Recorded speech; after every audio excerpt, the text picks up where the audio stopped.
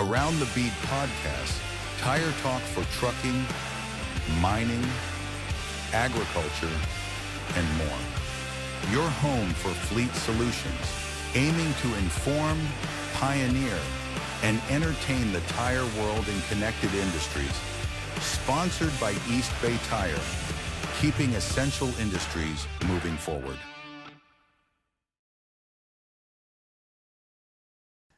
We are back on Around the Bead podcast. I am your host, Joe, the resident tire guy, and today we have a very, very special episode. This is EP1 of our international series, our friends from across the pond. We have Trevor Adams, Managing Director of TNC Site Services, arguably one of the largest earth mover tire operations running around the world. Trevor, welcome to the show. Are you ready to kick the tires? I'm always ready to kick the tires, yeah. You're a true tire guy, Trevor, right? You've been in the business since a young age? Well, I would say my father is the true tire guy and my family around me. I've grown up around it. So I have great inspiration. So it's a family-run business started by my mother and father. The TNC, by the way, stands for Trevor and Christine, who are the name of my mother and father. So they started the business way back as a one-man band solo with the truck. So I was born into the tire industry. That's what they've been doing all over. So my life has been in tires. It's just been a part of the family. So I was going through the website this week, preparing and trying to gather some more details. And I thought the TNC part was very cool, but I just didn't connect the dots. The two of them were mother and father. Yeah. And I see your dad on there, described as steely-eyed. And I love that portion. Yeah. He's been in this industry, is what he does. He's very innovative. He's always been in this since being an adult. He's been in the tire game. He's been in the service game. He started the TNC as a one-man band, like I say, running from the home. So as a technician? Yeah. What was his first truck? Oh, now you're asking. You see, I would have to have him in. If you forgive me, I was only just born, so I wouldn't know. I'd have to judge the archives. For our listeners out there and all those who are interested in TNC, maybe you give us a little brief history of TNC from conception to 2018, when I think you became managing director. Yes. And then managing director till now, where you guys run a fleet of 50 earth mover trucks around the UK. So it started off as a one-man technician run primarily to go and service local business. And back in the 80s, which would be late 70s, early 80s, that was a 24-hour service with one guy doing the hero work and my mother at home managing the business side of things. And as it's grown up and as that always very service-led, always about making sure the vehicles are running, always making sure that the service, the actual value proposition is being put forward to the customer, delivering the service, getting the machines running, making sure productivity is up.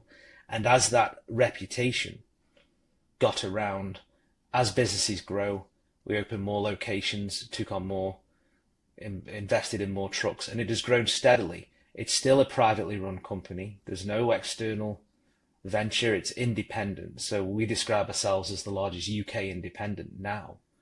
And we're still family owned, still family run. We still do all of that ourselves. We raise the capital, do the investments, get the trucks going. All the innovation is driven as a privately run family business. And the same ideals that started the business are the ones that we do right now. So that's the overall nature, and it is quality first service, done safely, done right, make sure it's fast, reliable, delivered. And going through again the website, IMI, ALLMI, HGV. You guys, and you have your own training videos. Give me a breakdown of what you guys do. You guys are actually ISO certified too. You guys have more certifications than I've heard of. Well, one of the reasons for this, and we've grown up in this The UK has very, very few sort of legislative regulations around the OTR, off the road tire servicing. There's a lot to do with on the road, all truck based and road based services. But we identified that it is, well, to coin a term that you'd be familiar with, it'd be like the Wild West. It was frontier land. There's all things going, and people are making their own standards. Yep. And as we've grown up around that, we decided that we wanted to make sure those standards and the standards that we were developing were the best. And one of the things since 2018 that we've really wanted to do is take those standards and make them official. We wanted to actually add to the legislation and bring some protection to the service. One of the areas that I would consider a real letdown, I think, from an industry point of view, is that we've never professionalized the technical work. Mm-hmm. It's always been a trades work and stuff that it's necessary, completely necessary. And if the COVID pandemic taught us anything, it was that this is key work, necessary. You can't move food, you can't move aggregates, you can't move anything without the kind of work we do. But it's never really had the respect of a profession. And one of our aims as a company is to professionalize the service that we do. So we've started to adopt standards, and where we didn't have standards or detect them, we've made them. So we've done our best to set them and set them high and live up to them. And part of doing that was bringing in things like quality management and occupational health and safety standards from an ISO perspective. So we're currently ISO 9001, 45001 external audited, and all of our processes are built for quality and safety, and we've tried to build them up. So what's that process like? Which process? Sorry. Becoming ISO certified. Well, you start with a gap analysis. So you look at what you're doing, you look at what you're trying and aiming to deliver, and see how and how your processes fit into the usual quality cycle. So you define an aim, you set a process, you measure the efficacy of the process and the quality, and then it's a constant review cycle of feeding iterative improvements back in. So one of the things we would do, for example, is we monitor the quality of each of the jobs that come through. Now we're embedded. We take a sample, just so it's not so onerous, but we take a sample of job quality. We're always looking for where the wins are, where the losses are, where there's been errors or problems, and then we're always looking to feed that back into our method statements and our risk assessments. One of the things that you have to do, and I don't know if this is something you do in the US, but our health and safety executive for the country insists that we have method statements defined. So all types of jobs you might do have to be defined in advance. How you're going to go about doing them, what the recommended method for doing this is, how you secure an area, how you isolate a machine. All of those things have to be defined in advance, and you train them to a standard. These are often documents that people keep fairly secret, and we took the opportunity to put ours on the website. So all of our methods, how we get the job done, how we use the tools, are all available on our site for scrutiny, provide feedback. We really believe that is the way in which you improve the industry. So when it comes to tire work, we've come up with a lot of our methods firsthand in an industry which doesn't have a rule book, and a lot of the machines. Yeah. No, there's no rule book at all. I mean, you've said in a couple of minutes there are a few things that are going to be relatively controversial and polarizing that I really want to dig into. Part of the reason this podcast exists is to bring light to a lot of these things. Mm-hmm. To start discussing that, yes, some of the training programs are ultra secret, within organizations, and often it's by one person who knew how to do it and then never updated again. Yeah. So its value never grows. To your point, it never gets scrutinized. It never evolves. I think that's huge of you guys to have put all your training videos on the website. Videos we've made, we've just started getting into that. So that's a relatively modern innovation for us. We have a couple of internal training, but our methods are available. So our website methods are available. You can actually see the written material, every guide, how we do it, what we do from the moment we turn up on site to the moment we leave, how each of those individual machines, so everything from dump trucks to articulated, rigid, reach stackers at ports, anything that's OTR that we do, we have a method for, we create a method, and then it's a continual annual review and evolution of that method to make sure it's still hitting the mark. Are we improving with new tools? Are we integrating new technologies? Are we bringing them in? And we get all of our staff to feedback on that. Yeah. So I don't want us to forget to come back to the compliance component, the tradesman issue, the specialty component to being a tire technician or identifying it as a trade. But tell me about your technician process. I read a piece that said you guarantee that a technician will be in the field for 1 full year before they go out by themselves. Did I read that correctly? That's close. It's not far off, but it takes about that long, I think, generally, to see the amount of work. So when you imagine taking someone fresh with no tire experience at all, and how do you turn a person who's keen to learn something into someone who can actually go out with the tools and do this work? Just to see the amount of all of the myriad vehicle types available, all the different types of jobs that you can see, all the vehicles that you know, all the makes and brands and tires, different types of wheels, all of those things come about, and just for you to even see them, it's almost not business viable to have all of those bits of equipment as a service provider in your own yard to train on. So there's a lot of what you do here which is old-fashioned apprenticeship style. You get new people in and you send them out with people who know. So you do enough method training, and then you've got a buddy system where you're actually being taught all of these things until you're able to go out and do it individually. And historically, some of these jobs may have been two-man jobs, but technology and cranes and handlers have allowed a lot of the work that we do now to be solo, which then brings about all of its own things with solo work and lone workers, and we've got a lot of legislation about safety with those as well. What's your guys' legislation on solo work? Generally, a business is responsible for making sure that anyone who's working alone in remote places, we have a mechanism by which we would check in.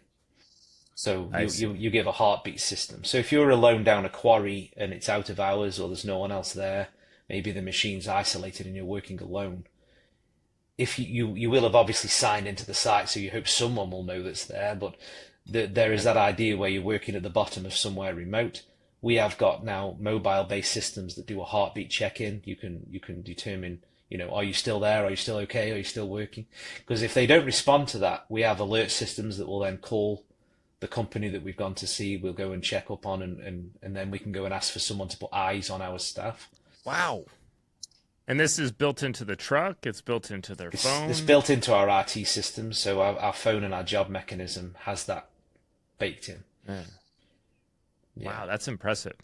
Well, there's one of those bits there, because when you are working alone, it's the amount of time between an incident or an accident is vital to avoid massive loss or injury and all those things that can happen.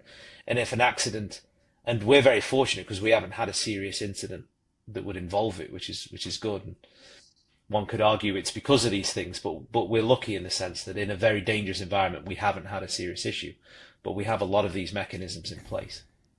And I think you've probably heard this from me before. My stand is that it's a low incident rate industry, high severity incidents. Yes. And so we build a false sense of confidence because statistically, you can operate your whole entire life unsafely and still survive unscathed.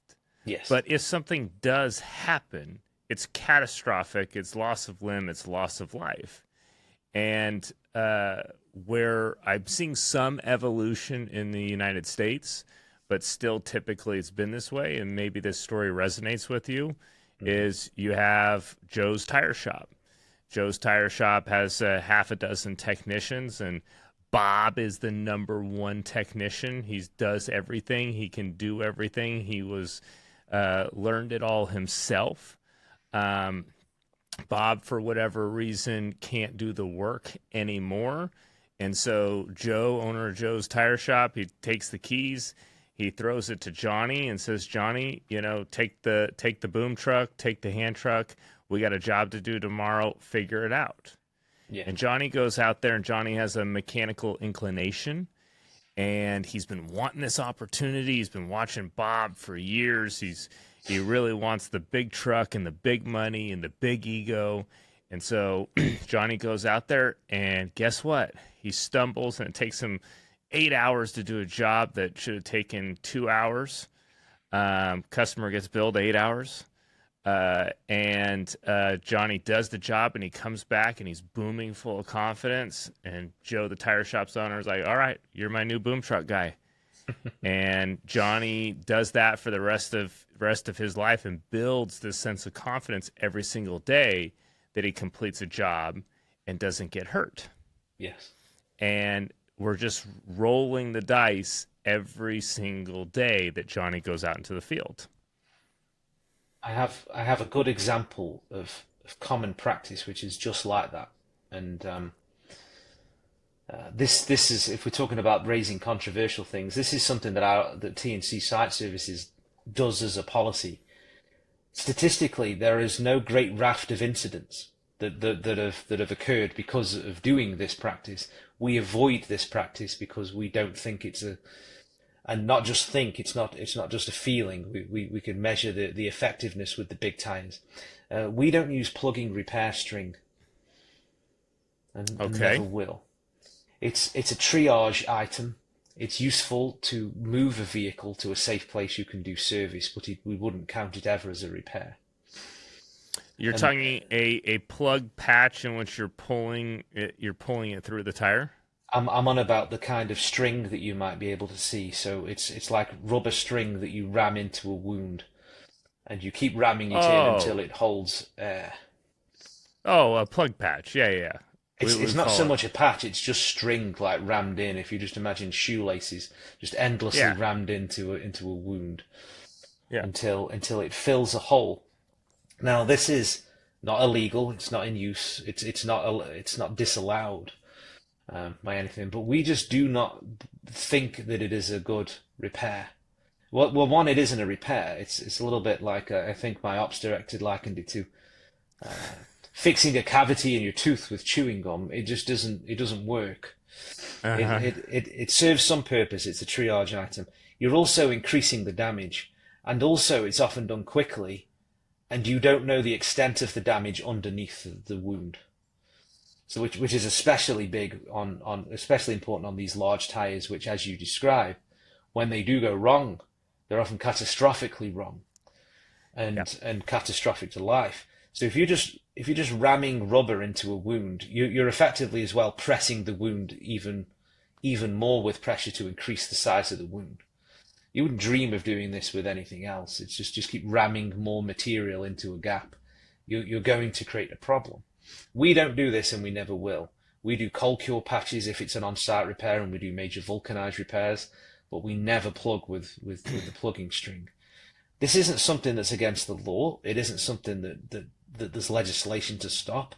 We've just and as you've just explained, it's so important this because the statistics can mislead you. There isn't a great raft of history of errors with people using this stuff either.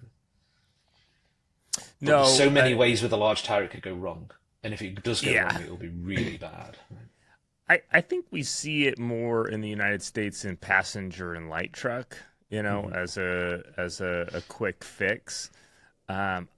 We haven't used them in maybe over a decade, so I can't say how popular it is. Well, you get those phrases like you just uttered there, quick fix. They sound great when you say them. The plugging string is quick. That's true. But to apply the epithet of fix to it is probably a stretch too far, because you wouldn't count it as fixed by any stretch of the imagination. It's triage action at best, not a fix. Yeah. But those words sort of become spoken like wisdom in our industry, don't they? They're pithy. You can wrap them off, and people pick them and keep them, and then but it's not a repair, it's not a fix, and we wouldn't count them as that either. So. It's anything else you think that you guys do that's a rarity in the industry over there? Ooh. Something that I'm hearing a lot. You guys have built your own standards from a repair standpoint. You're doing your own training. You guys have gotten yourself ISO certified. You've published your training online for everybody to see. Set standards. What standards do you think need to get set? That is a great question. I would like a standardized approach to measuring value of tires. I would like the value that would be superb. But I tell you, one of the things I would really like is a standardized approach from machine manufacturers to put what manufacturers? to put jacking points in. Oh yeah. So you can do all of the training you want when it comes to tire technicians, but when you arrive at a machine, you're not guaranteed that there is even a place built into the machine, to the plant machine itself, where you could safely jack it from. And I was alarmed when I discovered this. This just seems like easy things to do, but the only reason I've really become focused on this is because of social media, and everybody is a armchair quarterback, loves to criticize, loves to look at pictures and videos, and our marketing team came to me and said, "Hey, we're looking at some of the pictures we take, and we get different opinions on the safety of a picture." Yeah. Right? These glasses aren't certified. This jacking, and it came to jacking points. And my position has been, we're going to post what our team is doing. Yeah. Right? We're going to be authentic in what we post. I know, and I can't name names on the podcast, but I know big, major corporations who spend tens of thousands of dollars on marketing their safety and have deaths within their teams that never get brought to light. Mm-hmm. And so on the point of being authentic with your social media, with what you're posting, and maybe you do get some positive criticism. So I say positive, some constructive criticism. Hey, that's not a great jacking point. But jacking points have come up a number of times where I look at it and I go, I don't know if I would jack it there, but would I jack it over here? And you're right, there is no clear. You almost would think someone would paint the bottom a different color as a simple, this is the safest jacking point for this 500,000 pound machine. Is there even a jacking point? Because the idea you're looking for a place to jack it because you have to, but it doesn't mean that they actually built a jacking point into the machine itself, let alone the idea that you could necessarily indicate where the safe spot is. Is there even one built into it? Because we've definitely come across plant machinery that doesn't have clear jacking points in the design of the machine, as though it will never fail. It will just never need jacking at all. It's an absurdity that still can exist in this area, and that is improving. So these are things that are getting better over time, but you still don't know from one day to the next what you get called out to, if that's going to be one that's got one or not. So you're relying on then the collective wisdom and the history and the method statements that we've had and collected along the way. I'm very disappointed generally. You just mentioned something there that is often a problem in the UK, as I perceive it. When there are bad incidents in the country, we generally keep them quiet. Like, companies keep them quiet. It's very difficult to learn from. Unless it gets the news, unless it's got a big health and safety executive investigation or a fine, or there's something that would bring it into the public interest.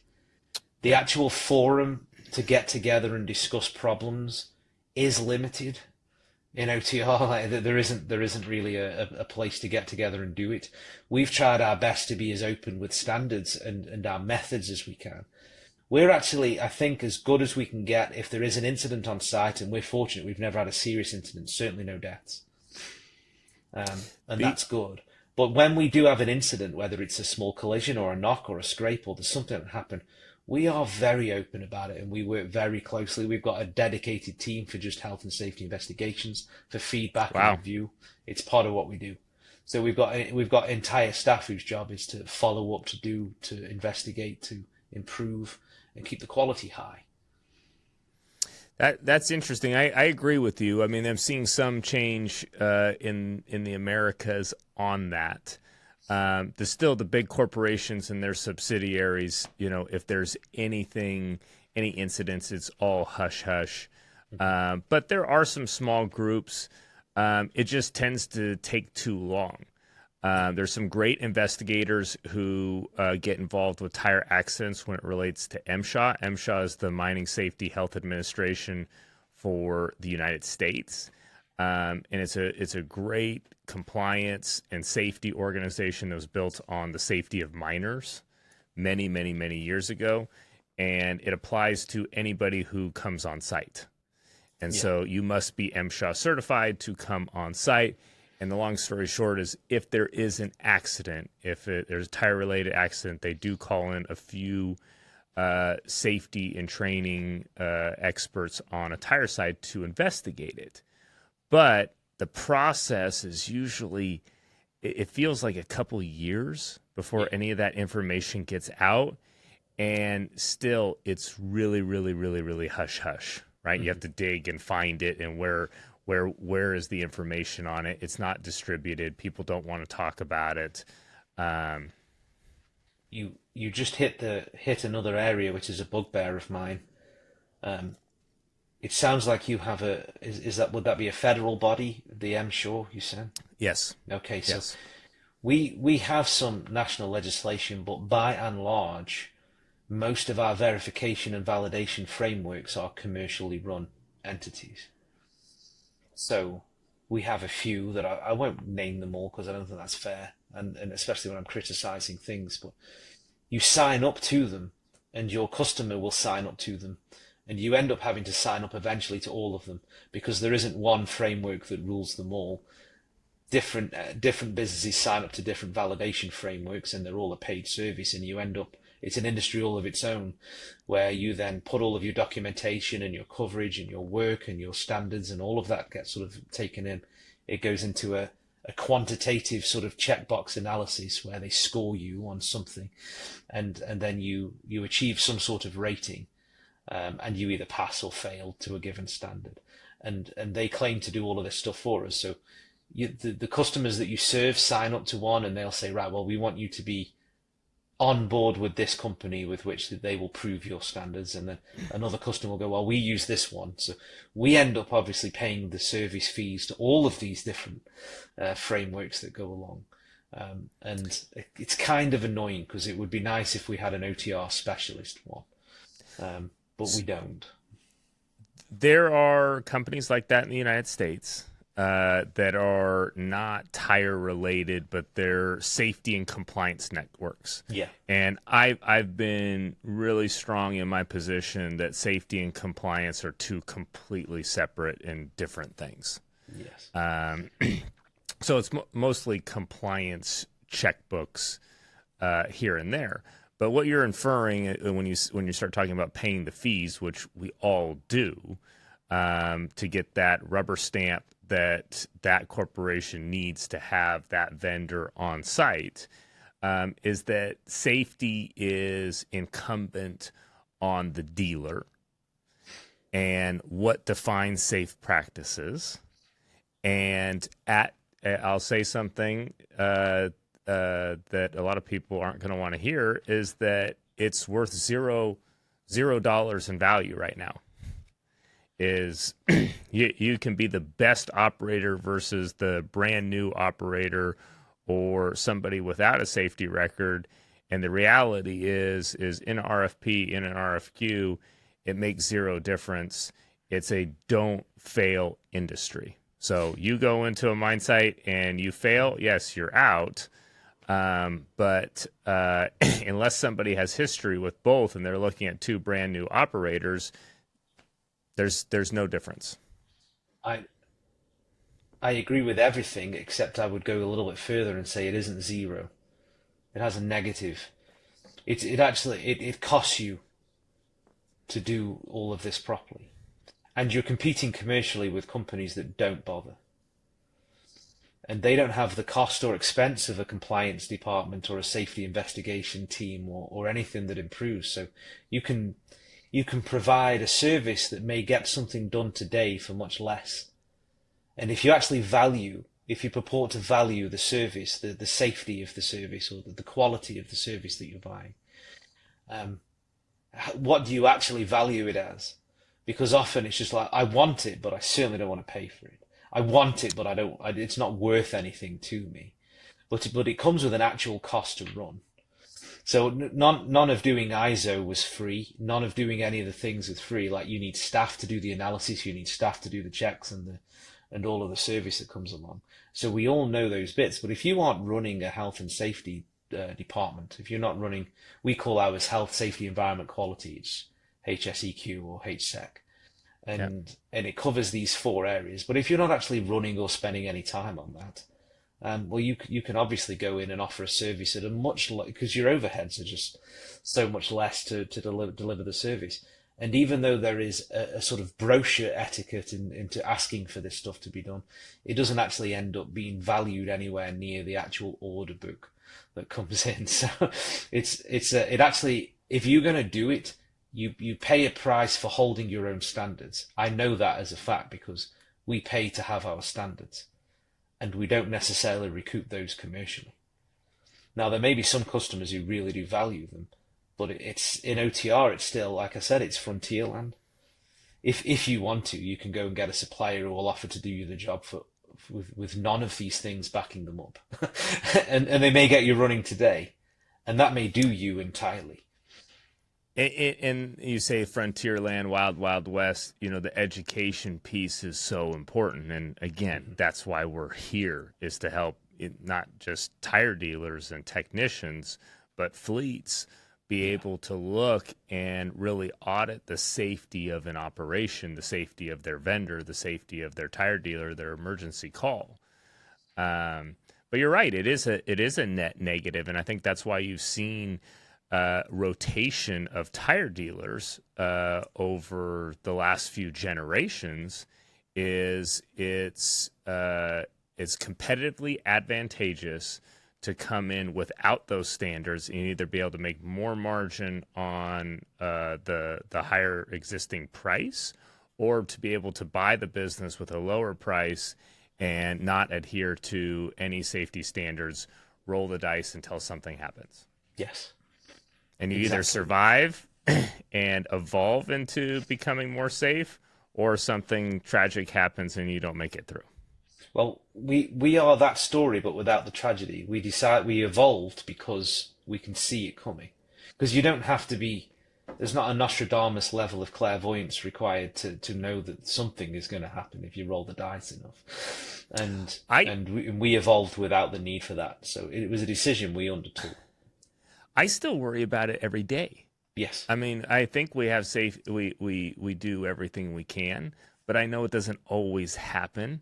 And I think about it every day. Is today going to be the day that I'm going to get that call? And I do get the call, and it's okay. We had this incident and that incident, and it's okay. We do truck tires, but I'd almost argue that with smaller tires, they're more not inherently dangerous. They're more dangerous because people pay less attention to them than they do an earth mover tire. The bigger tire makes people wake up, makes people pay attention. But you could be catastrophically hurt by an 18850 by 8. It's that's a because I've actually said the opposite to that, but I think in different contexts they're both true. I know from speaking in schools to a lot of young people, trying to encourage young people into the industry, a lot of young people think the tires on the large machines are just indestructible. They can't imagine them breaking. So they actually have no concept, the idea that something this big, this dump truck, the tire on it, they just think it would roll over anything, and they can't imagine anything piercing it or breaking it or rendering it damaged in any way. So the idea when you start telling young people, that this is a job, we have to take the tires off these things and fix them and repair them and put them back on. And I just think, well, why would you ever need to do that? You just buy them with tires on, and it's like a Tonka truck. They just last until you're done. So getting some of those conceptions out for people, they see those large machines, they just think huge means indestructible. And it's an odd thing to do. Whereas they can appreciate a car tire will roll over a nail and punctures, no problem. It's like, what could it possibly roll over? And then you show them pictures of tire damage, and Shocks them. It shocks them entirely. Yeah. So to the layperson, I think the opposite assumption is often true. They're indestructible. Why do you ever need to service them? So I'm gonna piece off of that, because bringing youth into the industry, building more technicians, it's a niche industry, Yes. right? I mean, I try and make this point and put some perspective out there. There's 28 million replacement truck tires sold in the United States every year. If every technician mounts, call it 14 tires a day, you're talking about a population less than the astrophysicists in the United States. Yeah. There's less tire technicians that do commercial tires than there are astrophysicists. I would hazard a guess in the UK right now. This is a discussion I have with my operations director all the time. Like, how many of them are there in the workplace, just across all of the country? And I think it would be incredibly generous to say there's 100 qualified trained technicians. I don't think there'd be 100. And what is the population's like 55 to 60 million or something like that. I think there might be 100 qualified OTR earth mover tire techs. And at any point in time, we might have between 25 and 30 of them. So across all of the others, now that doesn't mean that there are more people who are maybe doing the work, but I'm on about people who you would consider to be competently trained, who have had the necessary prerequisite skills. Of course, you can contract several people in a small van to go and do the work, but you wouldn't generally if you were serious. Yeah. But I'm talking about people who could do the job with the tools. 100 would be generous. I could even go as low as 75 though. For the country. Easy. Yeah. So it's in terms of getting more people, I don't know if people are aware of what the skill shortage is and the cliff edge we're racing to. If we don't, because a lot of the skilled people are not young. They are experienced, solidly worked, mature hands who know what to do. I'm actually rather optimistic, based on the previous statement, that we can bring in a lot of skill, and that's because we don't have to bring in that much, right? There's to your point, you got 100, okay, you bring in 10 new technicians, 10 new tire fitters, that's huge. It's a 10% increase. Areas like mining and construction and steel work, they need millions. So we only need 10, and we're always trying to think of, okay, what's the mindset that parallels well with a tire technician? Somebody who can work alone safely, who can be aware of their surroundings. The phones I think are toxic. It just drags you out of your focus, out of your mental space where you need to be in knowing your surroundings. But I think there are positions out there. I think there are young people who have those skill sets that are coming from mechanical backgrounds, coming from military backgrounds, that fit the position really, really well. It's just about giving them a career that's worthwhile. Yes. I think everything you just said there, I concur completely. In addition, one of the challenges I would say, and this might be true of the US market too, the job is such a composite role, and it's composed of separate skills combined together that make one career. And unfortunately for those who want them combined, at any point in time you get qualified in any of the separate skills, it's also a job all of its own. So to be an earth mover OTR tire technician, you've got to be able to drive a truck, a heavy goods vehicle, a HGV truck. Yeah.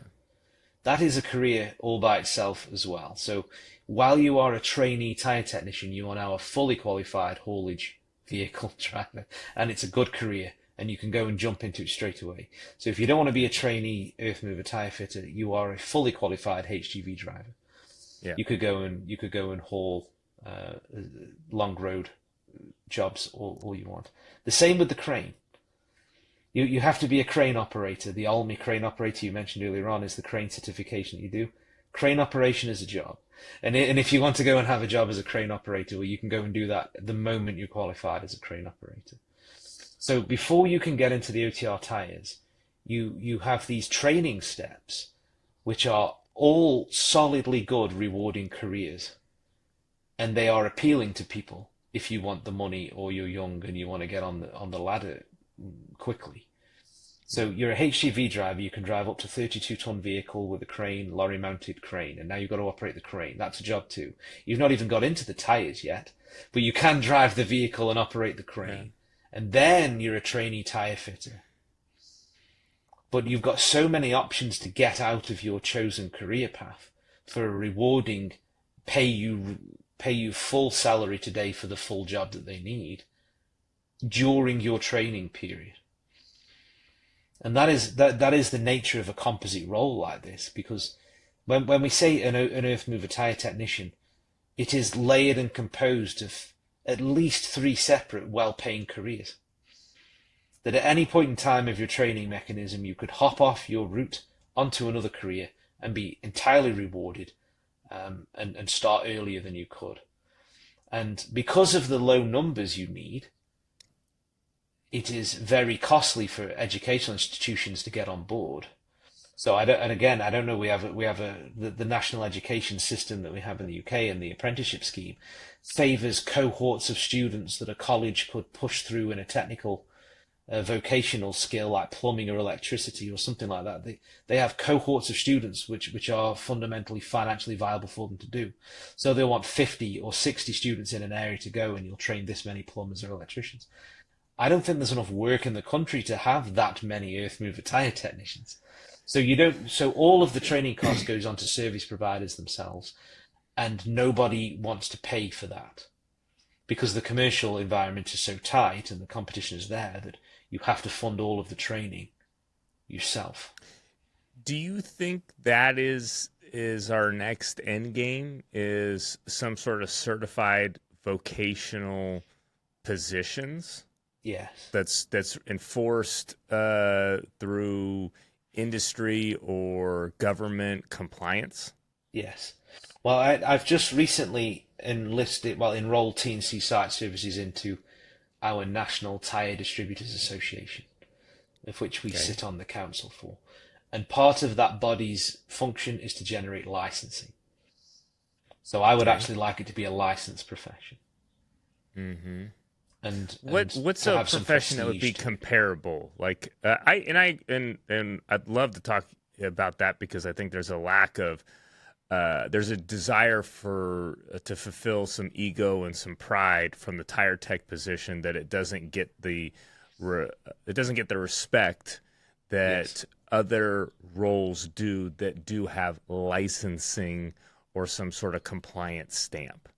And that hurts. It's you watch a guy who's a fantastic operator, who doesn't get that accolade that other roles do. I would like to run that by a little thought experiment for people who might be listening later, because I think it generally holds up, and it probably will culturally as well. You imagine 3 guys in a bar or a pub, and they're talking, and they're each a profession. You've got an electrician, a plumber, and a tire fitter. And ask anyone listening to this scenario, in what order would you rank them in most kudos to least? And I don't know generally where the plumber and the electrician will fare in most people's estimates, but anyone I ever asked that to, the plumber and the electrician are always either first or second. Yeah. But the tire fitter is invariably third. Which makes no sense to me. You're dealing with pressurized air canisters, essentially, or gas containers, or you're dealing with home gas systems. You're dealing with tires that are inflated to 145 psi, and they can blow up and explode. And if the rims take you, it's dangerous stuff across the board. But for some reason, and I can't pinpoint exactly why, but I think it's true in England and the United Kingdom, that would almost always be true. And I think it's a travesty that would always be true, because there is no reason technically why it should be true. They are all vital professions. You don't want a bad electrician, you don't want a bad gas engineer, and you don't want a bad OTR tire fitter at all, ever. No, you don't. Yeah. So licensing, you think, is the future? I think it's one possible future and a route through to protecting and professionalizing. If you want people to respect a profession, then it has a body that licenses the skill.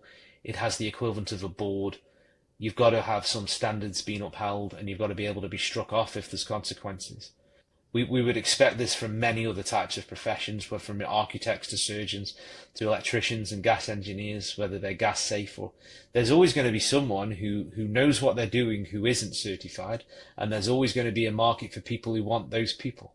But generally out there in the world, when we think something matters, we standardize, we put standards around it and a professional body around it and run it to some externally recognized level.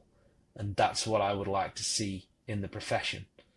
Getting the salaries to where they should be, the idea that if you have a license, it matters. It should matter if you have it. So if you're going to make that important, I am all for it. I think it's necessary. I think it's an important part of the evolution of our industry. Where I would probably, and I still have to think on this concept, adding government oversight to anything is hard for me. But if I were to give a recommendation on where this could go and could go fast, is partnering with the equipment manufacturers. It's going to be hard to get enough tire dealers together. From a tire manufacturer standpoint, there's little incentive for them. Maybe on the premium end, there's some. But if you're even on the medium truck commercial side, if you're a Freightliner or Kenworth, or on heavy equipment side, a Volvo, a Caterpillar, a Komatsu, you want qualified technicians checking those wheel components, making sure that you're not running into indexing issues, using the proper torque tools on those lug nuts, because you don't want to issue with your equipment. Yes. And they're not going to have tire fitters out there. It doesn't make sense for them. There's not scale, there's not volume for them to run it. But for them to support the licensing, I think that's what would incentivize all parties to get on board. That's where you would get the buy-in of, okay, hey, where is the proper place on this machine to jack it up?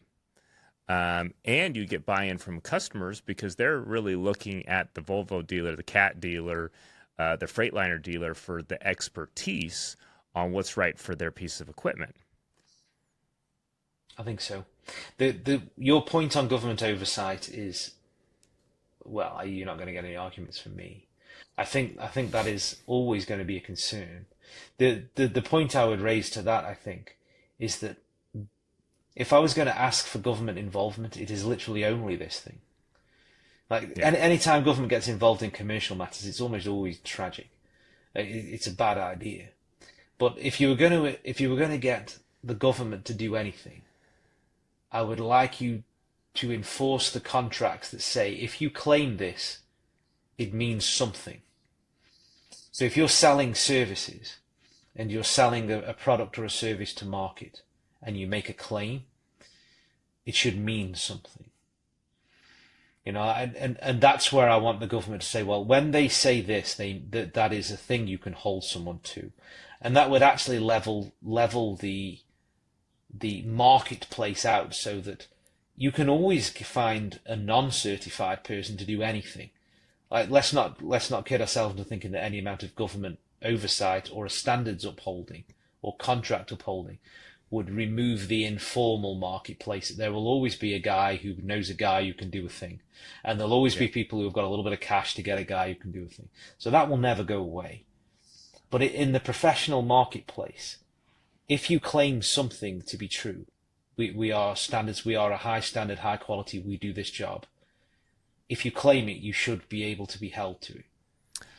So I don't disagree, but my fear with any of it, and I would put that more on you as somebody who sets standards, who's an innovator, who's leading your industry and market over there, is the government will set the standards, but then they'll also make their own standards that you may not agree with. And so once you create that entity, that body, then there is somebody who needs to justify their position. And that is not a Trevor Adams. That is somebody who generally has never touched a tire or who is looking to build their own team. And so they could create standards that you don't feel are safe. And that's the risk of bringing... This is why the license has to be run by the distributor's agency. Not that, so it has to be enforced by government. The contract has to be upheld by the government in law, but not as a standards-setting body. So you go to industry for the standards. So you get industry complicit, sorry, not complicit, the implicit and explicit approval of the standards. You build it as an industry, which is what we're doing. So we join in a forum with industry. You then say, the industry goes, here is a great standard. And then the only thing you really need government involvement for that is to enforce it. But the standard is the industry standard and approved and checked and done. The only thing you really ever want government to do is to enforce contracts and enforce the rules with which we all agree to play by. But have the industry set the standard, and that's why I like forums. This generally happens in other areas, especially in medical. There's a board of surgeons, there's a board of psychologists, there's a board of everything else. The government don't set those standards. But we can have our own industry standards and then say, that's what we mean. And if you're going to say that we follow them, this is what you better be able to demonstrate, show, and prove. Because if you're going to claim it, you better be able to do it. Because if you're claiming it and pulling the wool over people's eyes, you're a villain. And we should sort that out as soon as we can. Should. I'm with you on that. I like that thought process. I would reiterate that bringing the equipment manufacturers in is a massive, massive component. Well, and the customers, the end users. Absolutely. Yeah. What do they expect? What do they expect on site? But if I had to pick a board to set these, it would be Caterpillar, Volvo, Komatsu, Liebherr, some of the biggest mining companies on the planet, and a handful of tire industry experts, whatever they may be. Yeah. Okay. That would be my view. But the license is the future, I think. If you're serious about professionalizing, make a professional body of it. Yeah. Okay. Can we talk about trucks? Yeah. You guys have cool trucks. I think so. I've been dying to ask this question. Okay, why a rear mounted crane? Because so in North America we have a lot of front mounted crane, and is a lorry, LORRY, is that referencing a rear mounted crane? A lorry is just a truck. So we would interchange the lorry and a truck, yeah. Whereas a truck might just be the cab bit if you refer to that as a truck, but a lorry is perhaps a fixed bed, flatbed on the back as well. So that is just I think that's just a cultural term. A lorry driver and a HGV truck driver, pretty interchangeable. I'm going to use that this week just to throw people off. Okay. But you guys run rear mounted cranes. You guys run a unique color on your truck. You guys have actually innovated a 360 degree articulated hand. Yeah. Give me something on trucks. Well, I guess to address your first question, you asked about the crane fitted at the rear. Yeah. So this is one of those areas where, again, you learn through experience, because some were mounted at the front, some are mounted at the rear. But the chief benefit of a rear-mounted crane on the vehicle is that it gives access to a work area at the rear. Like there's all the work area at the back of the truck, which you can't access if your crane is behind the cab. Mm-hmm. There's also a problem there of damage to the cab. Like you're restricting the space and availability you have if the crane is butted right up against the cab. So we've traditionally now mounted our cranes at the back of the truck because it maximizes the amount of workspace you have for safe working. Whereas if you move the crane right up to the cab, you don't. You cut off your space and you increase risk of damage to the cabs. So a front mounted doesn't offer you that, and you don't want to be damaging the cab while you're operating it. So I think the standards and the typical setup in the United States is to run any sort of service truck parallel to the equipment that you're working on. Yeah. Is that still the case with a rear-mounted crane? You're just pulling forward to that in advance of that wheel position? Yeah, generally parallel is still the route through, but as with everywhere, you don't always have the ideal space or the ideal position. Yeah. But even if you're not, you're still running the risk of turning the crane behind the cab. And if any errors are going to come, why risk the driving position of the truck? There's nothing that you would have to do. Plus, you can put stabilization legs out on the rear of the truck and gain the full weight of the cab at the front as well. So you get a little bit of extra distribution. Is that pretty standard in the UK to have the rear-mounted crane? I believe it is, and I think Australia too, from what I've seen. A lot of I was just speaking with some of our colleagues in Australia, and they're running rear-mounted cranes as well. It's been certainly standard on our vehicles now for as long as I can remember. And I think Chile as well. With Australia and Chile, I think a component that made that switch is the on-road regulations, right? Mm-hmm. For us, we're looking a lot at, I would assume the same as UK, on-road regulations, domestic traffic, but Australia, Chile, huge mining areas, same thing I would assume with Canada.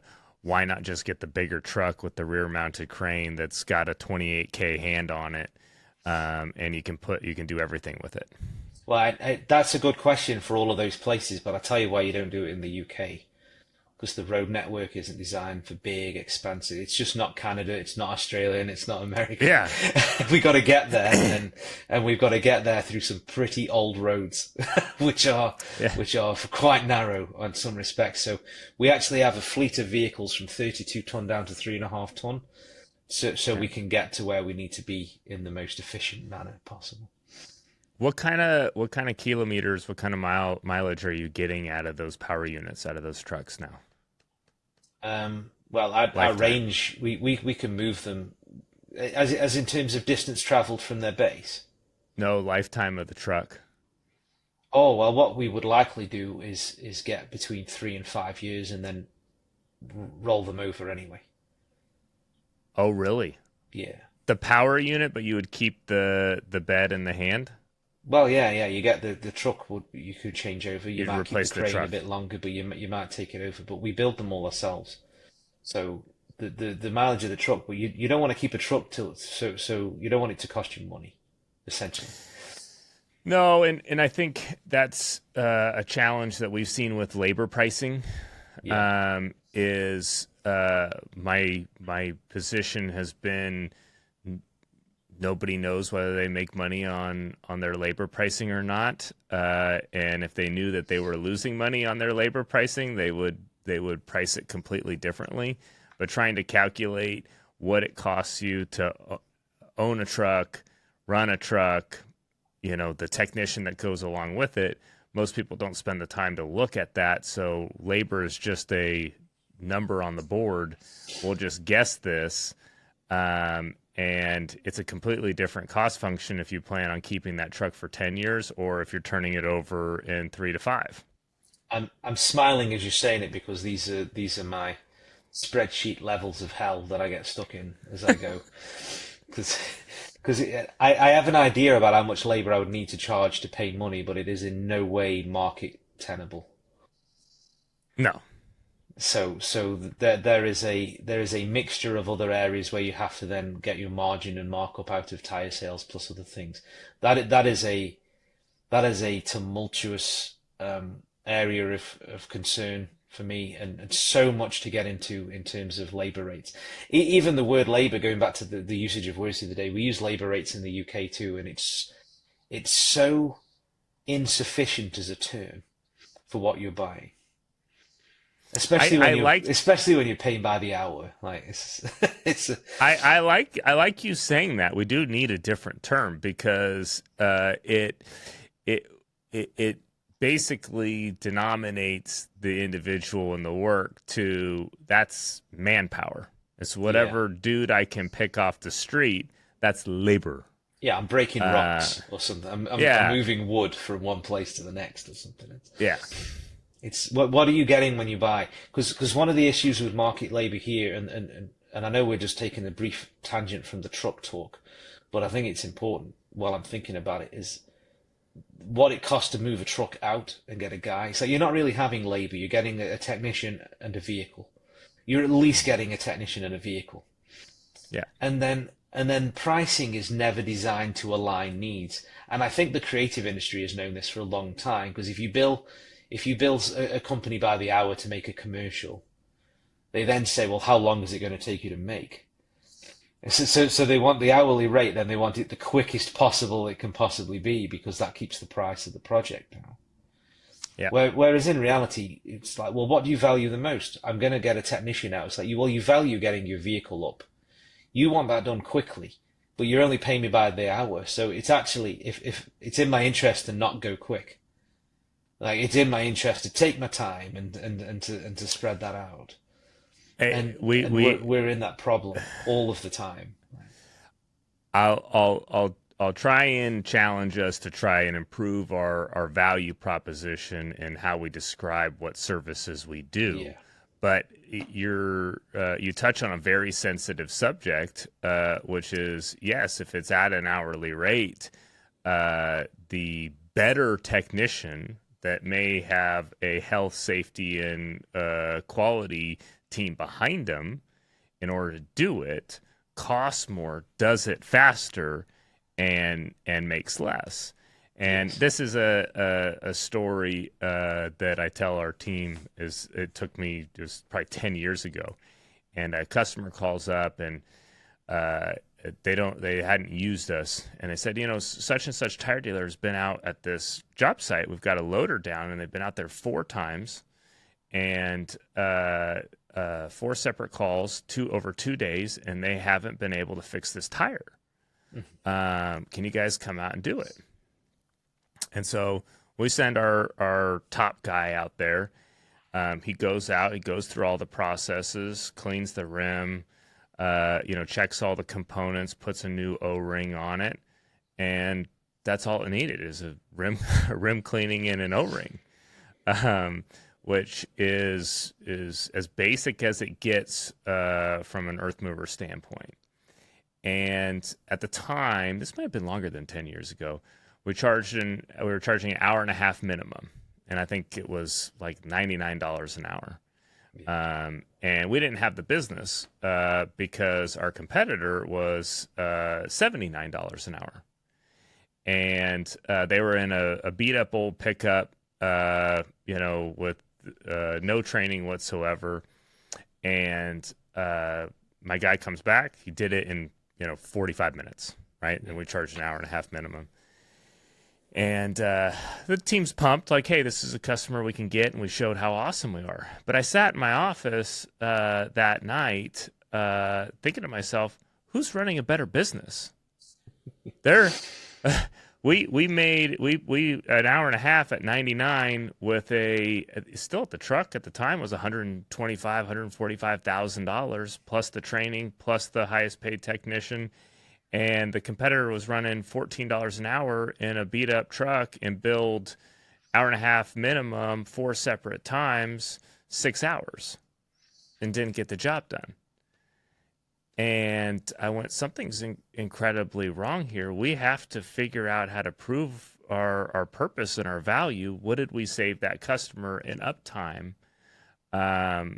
There's just a lot of improvements that need to get made there. Otherwise, we're going to get our butts kicked.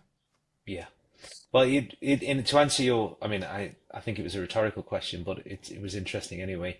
Who's running the better business? Depends by what definition of better you go for. And that is always like, if he's making money, that's fine, but is the purpose of your business just to make money? I'd say that'd be a very cynical approach nowadays. Obviously, businesses need to make money to function. Yeah. But in terms of, are you making the world a better place? Are you doing the job well? Are you providing, are you doing it in a way which it should be done? These are all the questions I try and answer too. And I know as a business runner, I run a risk by always going there, but I couldn't do it any other way. Personally, I couldn't do it any way. I want it to be as good as it can be. And 100%. I still have to make a living doing it. But everything you just described is my entire day, every day. That is where we're at, because we're probably at the higher end of the price in our market. And we run that all of the time in a price sensitive market, where the iron triangle no longer seems to apply, the speed, quality, price triangle, where you can have two. Undoubtedly, it is time for those that care about our people, our customers. It's time for us to improve our value proposition. Yes. And show it and prove it. Yeah. So let's talk about trucks. Yes. Tell us about the uniqueness of your trucks. Well, the beauty about the truck is, for everything that we do, there is no off-the-shelf truck. You can't buy one ready to go. And because you have to customize them, you can't lease them. So as a business, it's all private investment, because the moment you modify, you can't lease. So all of our trucks are our own investment. We buy the trucks and we build the trucks ourselves, and we modify them. That has been a true evolution over the years, chiefly the brilliance of my father. My father does a lot of the brainstorming and the work, and uses our suppliers and works with the suppliers to get the ideas in. So let me just have a little think. So we've been running, obviously, over the years. We've had the cranes, then we've had the cranes that rear mounted. We've had cranes with hooks on. And as we realized then, as things evolve, you don't want to be using hook cranes to do tire work, so then you start having the handlers.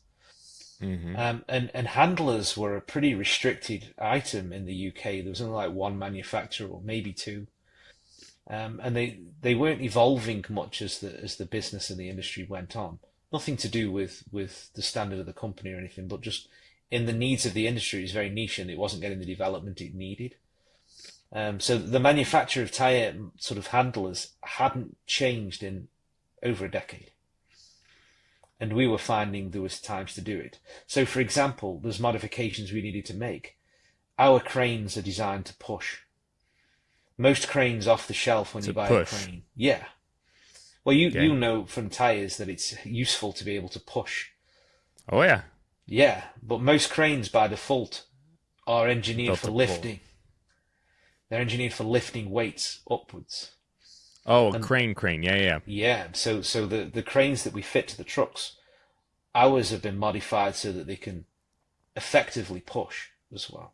So if you want to break beads or push things on or move things on, most of our cranes now, I think all of them are designed and modified to be able to push, which is not something you get with an off-the-shelf crane.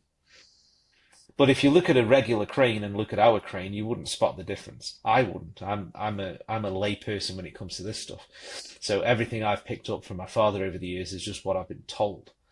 And he knows and understands, and I see it, but you sometimes want to use a crane to push, break a bead, do whatever you've got to do. And most cranes off the shelf, if you do that, you'll break the crane. You'll break the crane pretty quickly by overstressing it, the engineering of a crane in that direction. And so you guys have re-engineered it to push and pull. Yeah. We're working with our engineering suppliers. So the crane can push and pull. And then the handler itself is something that we've done most recently. We unveiled the latest modification of that, which was the hinged arm that has a much broader maximum and minimum range, so you can do a much wider selection of tire sizes on it. And also it does 360-degree rotation, which is one of those things that we've done recently. And any sizes, but I think they go up to 4.5 tons now. We've got 2.5 ton variants and 1.5 ton variants. And so the new design for this, sorry, that hand is like down to a 1220 up to a 45, 65, 45, a 992 tire.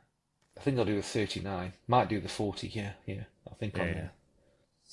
So the new design gives greater flexibility in terms of tire sizes. It can assist in handling multi-piece accessories as well, which is one of those things. I think those things are a must, though. I mean, we can't. The industry can't support all these specialty cranes and specialty trucks. The trucks have to be more versatile and multi-purpose in order for it to be sustainable cost. Yeah. Well, this is one of the reasons we would roll them over as well, because there's still value in the truck afterwards. So before you've run it into the floor, like you don't kill it. Like you sweat the asset hard, but then strip it down. So we wouldn't ideally want to send a full working truck out into that place, because it's better to strip the bits that you can still use. But the chassis and the moving and the working is something we would roll over. How long does it take you to build a truck? Oh, well, I think how long is the lead time for components? And COVID really threw that off, like the availability of cranes.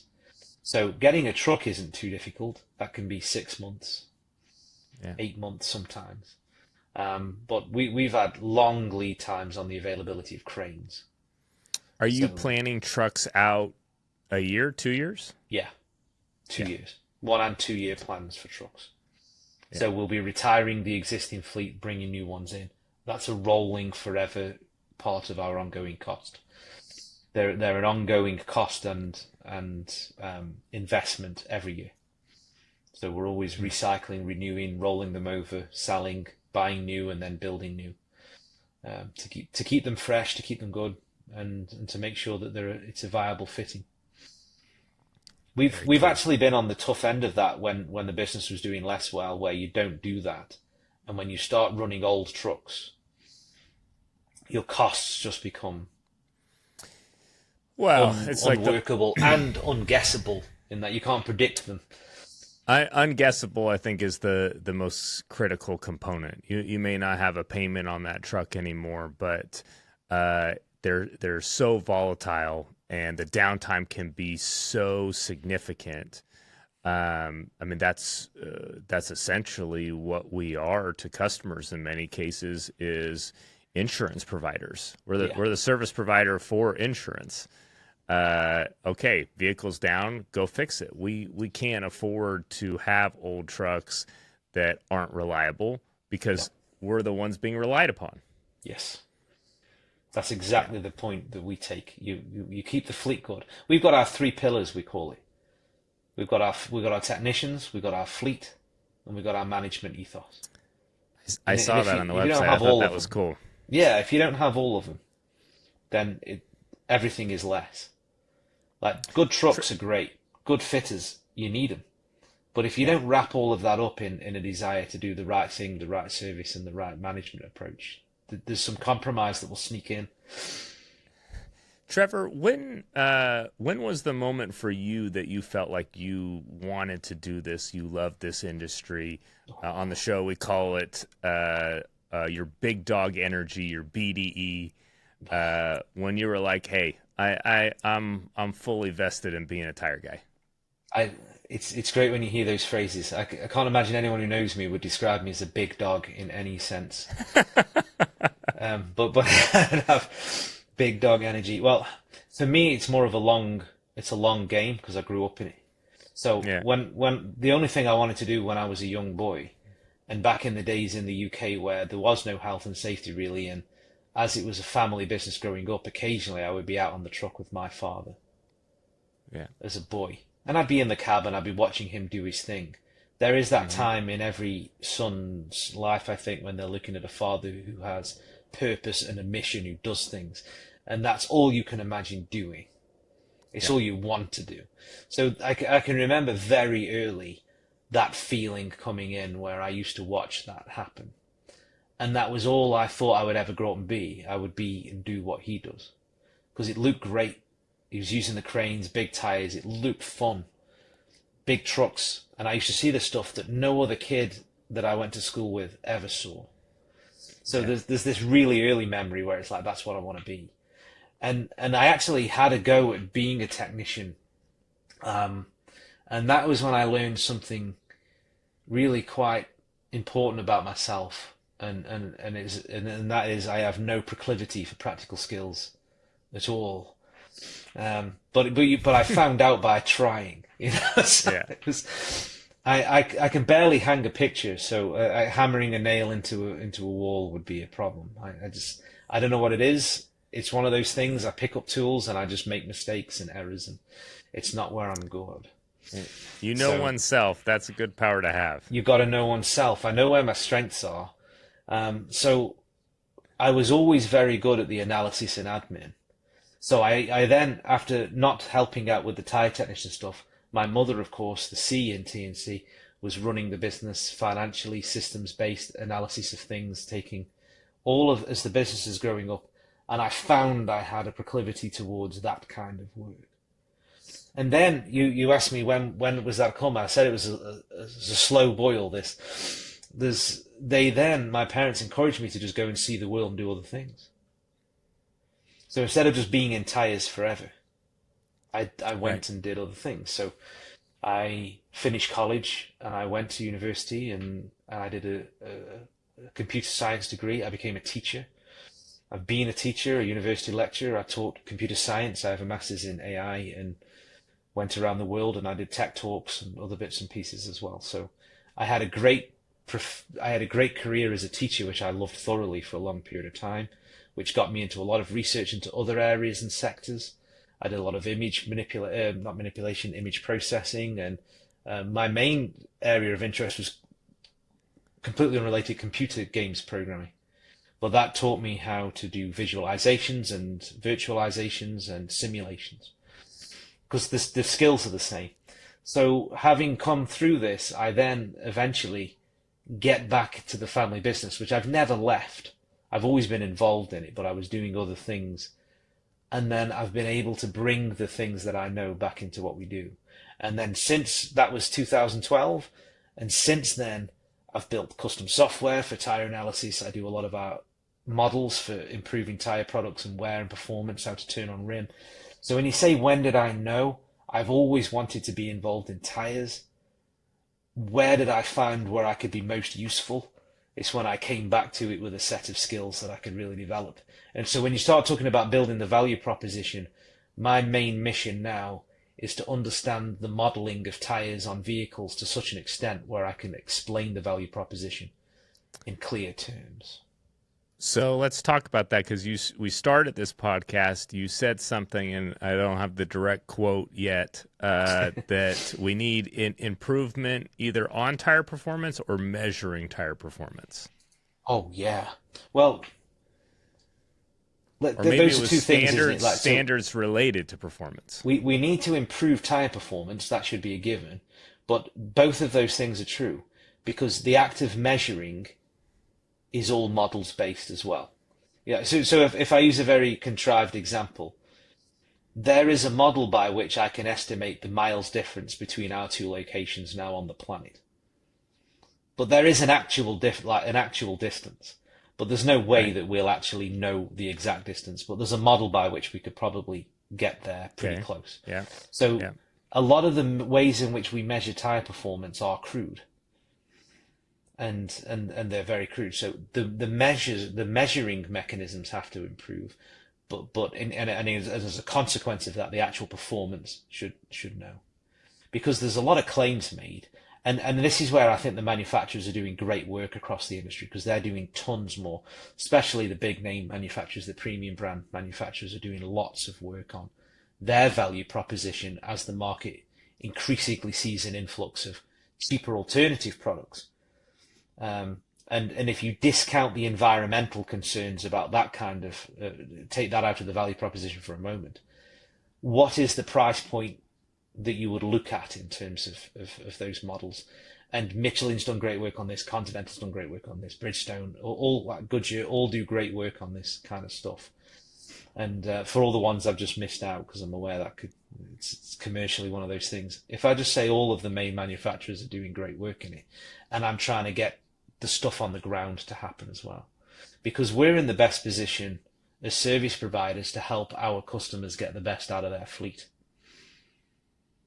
To the point where they could say, well, we've actually got some of our customers down to the point now where we can fix pricing. So we've had some customers for like 15, 20 years now. We know their fleets well. We know how much it costs to maintain them. We know how much it costs to run. We can actually say, we can do all of your tire work for X amounts per hour. Just forget it then. We can actually get the model down now. And that's working. And I know that cost per hour isn't something we invented, but our model for getting it there is getting better and better, and the things that you can bake into a cost per hour model. You're saying that you can model out a cost, call it a cost per month for tire service and tires, because you're projecting out all the wear of this tire is going to run at this rate. It's going to cost this much on this machine, and this is how much you run that machine, and this is how many times we're going to have to change it, and you could theoretically estimate their annual bill. Yeah. We do. We do this. So, but we don't do it per month. Well, you end up billing them per month, but we actually do it per machine hour. The machines run per hour, and it's X amount of currency per hour.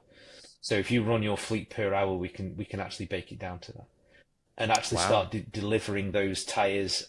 So unless there's damage doesn't get included in this. So if there's an accident or damage, but in the course of a tire's life, you can manage a fleet well enough that you can say, forget about raising orders or breakdowns, but just deal with us. We've got this down. You run your machine for this long. We'll bill you X amount of dollars or pounds sterling per hour, and at the end of every month we'll bill you for that. So you guys are doing that type of billing now. Some customers really like it, yeah.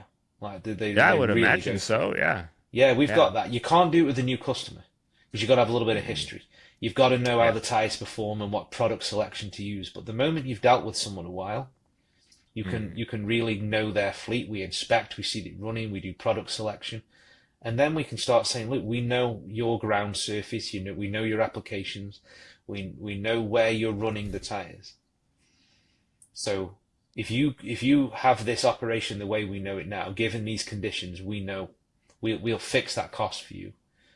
And it just removes the entire thing. It's great for us because, what we were talking about earlier on, where an hourly rate doesn't align the customer's needs with the service provider's needs.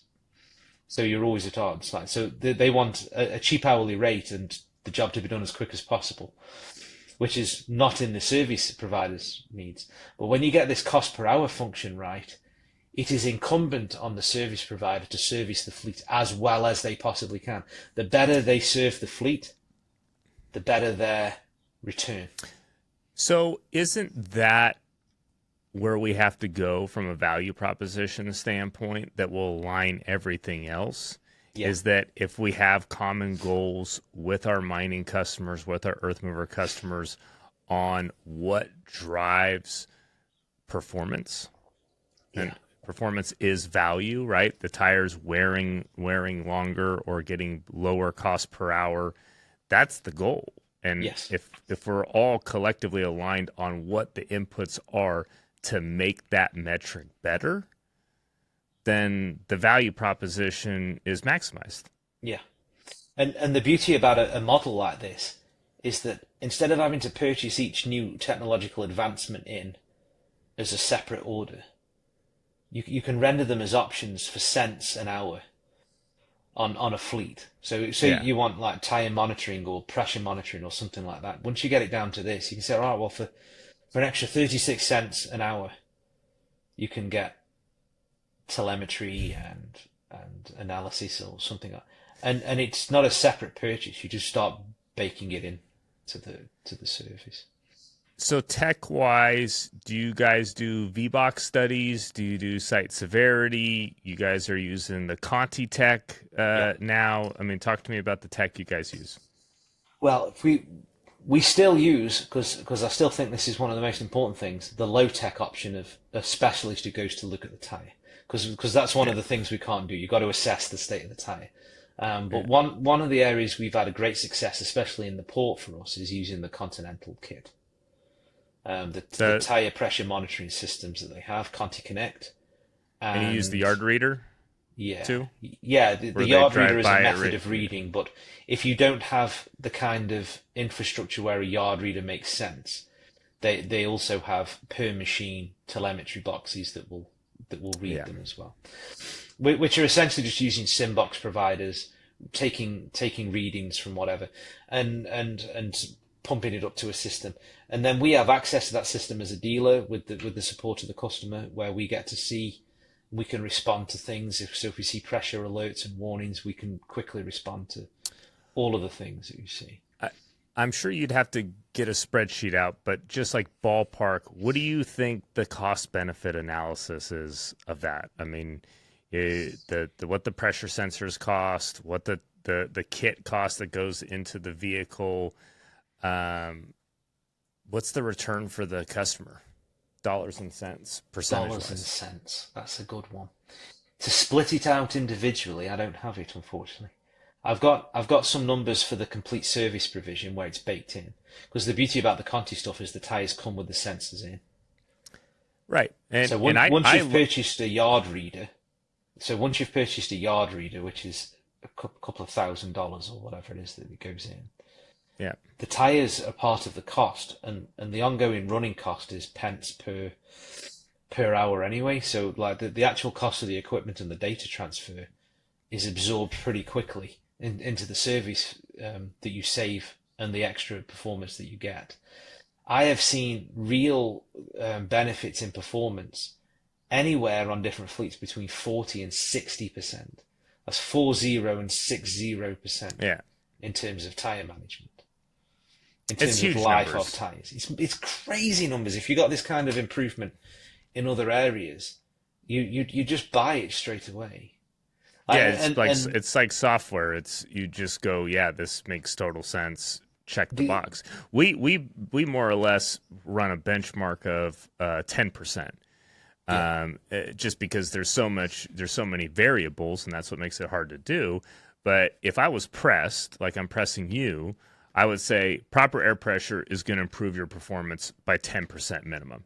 You can have a 10% lower tire bill on an annualized basis if you put the right pressure in. So take your whole tire bill, and this is what you are basically going to get a return on compared to what the spend is.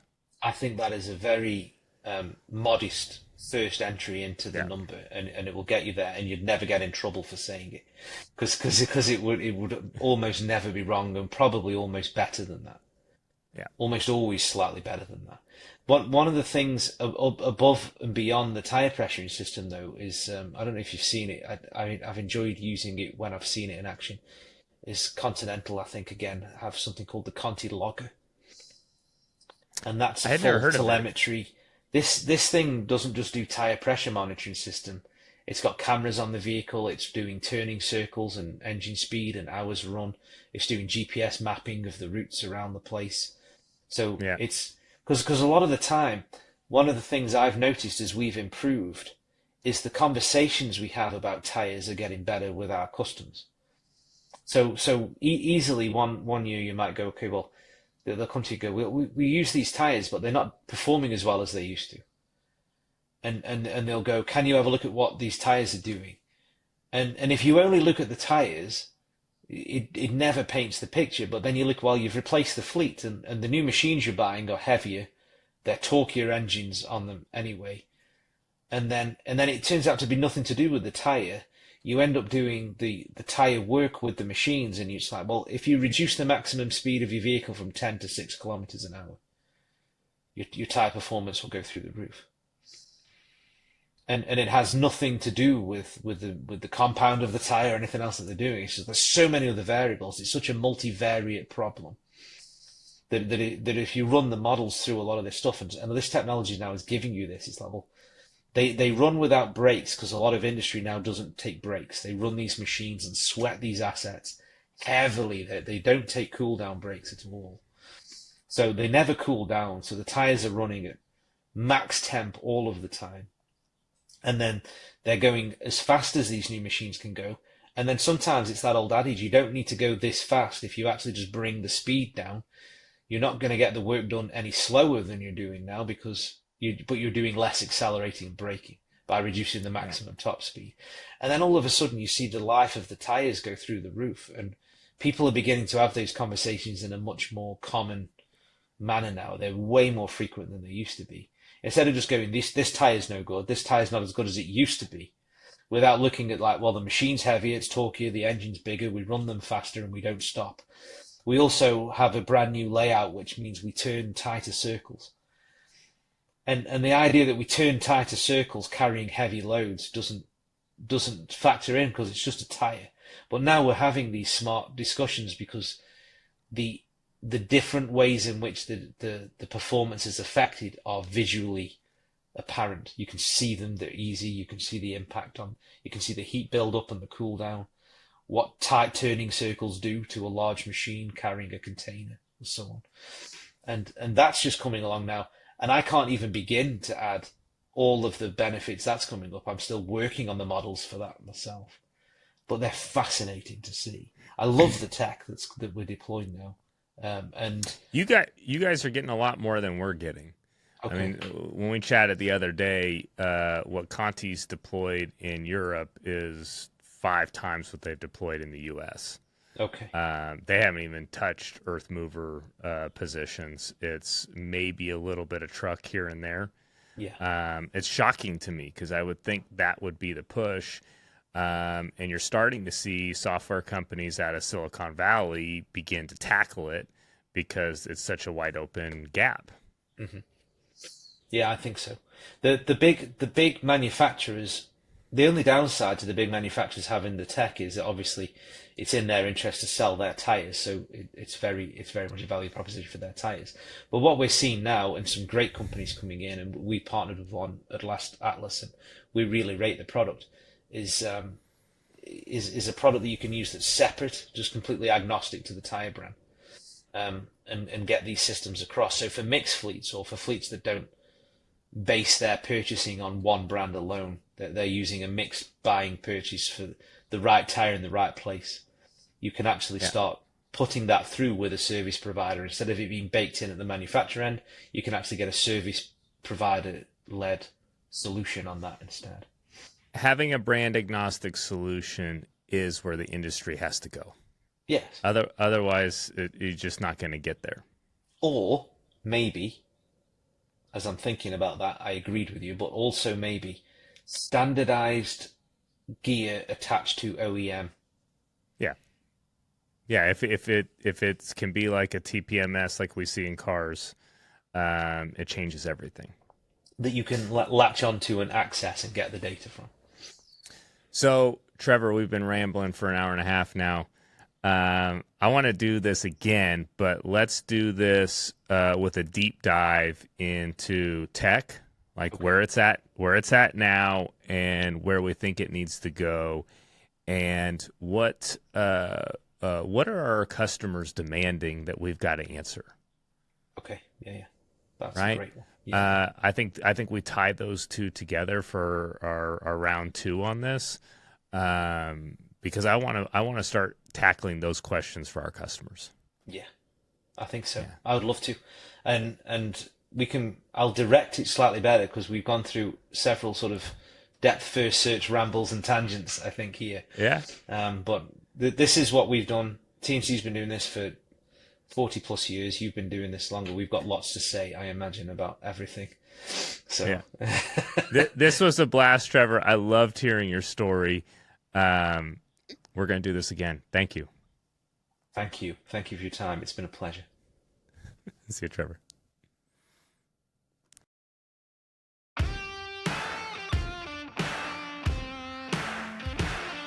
Around the Bead podcast, tire talk for trucking, mining, agriculture, and more. Your home for fleet solutions, aiming to inform, pioneer, and entertain the tire world in connected industries. Sponsored by East Bay Tire, keeping essential industries moving forward.